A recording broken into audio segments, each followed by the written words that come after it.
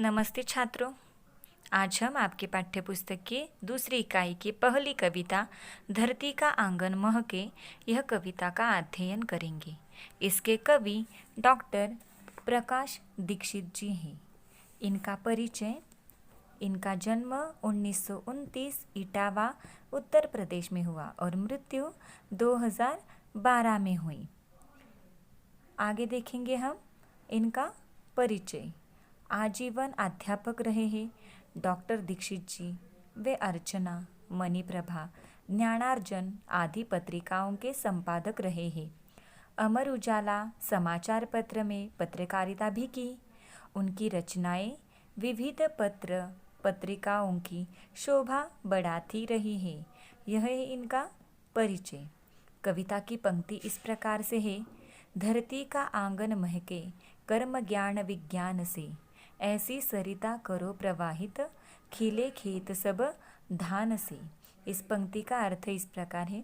देखो बच्चों, आप लोगों को इस चित्र में घर दिखाई दे रहे हैं, हरियाली दिखाई दे रही है। यहाँ पर खेत है, किसान है। यह धरती, यह जो पृथ्वी है, इसका आंगन विज्ञान से महका हुआ है, प्रगति से भरा है। तो हमें इस खेत से अनाज की भरपूर फसल उत्पन्न करनी है और इस समाज को, इस पृथ्वी को विज्ञान से परिपूर्ण बनाकर इसमें अधिक अधिक प्रगति कर देनी चाहिए। कवि हमें इस कविता के माध्यम से, इस पंक्ति के माध्यम से हमें यह कहते हैं कि हमारे बाग बगीचे खिलखिलाने उठने चाहिए। दूसरी पंक्ति है: अभिलाषा नित मुस्काए आशाओं की चाह में, पैरों की गति बंधी हुई हो विश्वासों की राह में।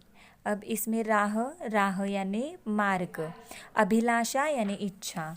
तो इस पंक्ति से हमें कवि यह कहते हैं कि मनुष्य जो आशा करे, जो भी उसकी अभिलाषा हो, वे सभी पूर्ण हो, परंतु मनुष्य सदा विश्वसनीय बना रहे। यानी कि हमें हमारी अभिलाषा, आशाओं को पूरा करते वक्त हमें परिपूर्ण होना चाहिए।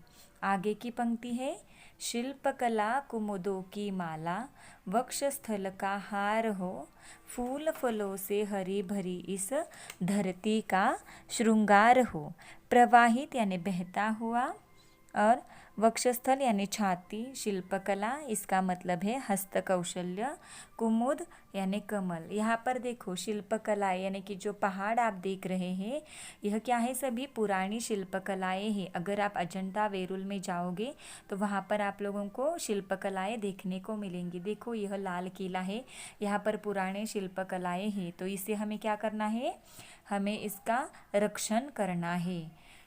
चंद्रलोक या मंगल ग्रह पर चढ़े किसी भी यान से, किंतु न हो संबंध विनाशक अस्त्रों का इंसान से। यहाँ पर कवि हमें कहते हैं कि विज्ञान में इतनी निरंतर प्रगति होती रही है, किंतु मनुष्य अपने बनाए गए किसी भी अंतरिक्ष यान से चंद्र ग्रह और मंगल ग्रह पर क्यों न जाए, सफलतापूर्वक पहुँचे, किंतु इंसान विज्ञान के प्रयोग से विध्वंसकारी शस्त्रों का निर्माण न करे। यानी कि देखो, चाहे आप कितने भी क्यों न ग्रहों पर चले जाए, चाहे चंद्रलोक हो या मंगल ग्रह हो, आप कहाँ पर भी यान के माध्यम से जा सकते हो। यहाँ पर चित्र में देखो आप लोगों को दिखाई दे रहा है। किंतु ऐसे शस्त्र अस्त्र मत बनाओ जिनसे लोगों को क्या हो, इंसानों को ही उसका नुकसान हो। और इसलिए हमें क्या करना चाहिए? ऐसे विध्वंसक शस्त्रों का, विध्वंसक अस्त्रों का हमें कभी भी इस्तेमाल नहीं करना चाहिए। तो इस प्रकार से इस कविता की पहली 4 पंक्तियों का हमने अध्ययन किया।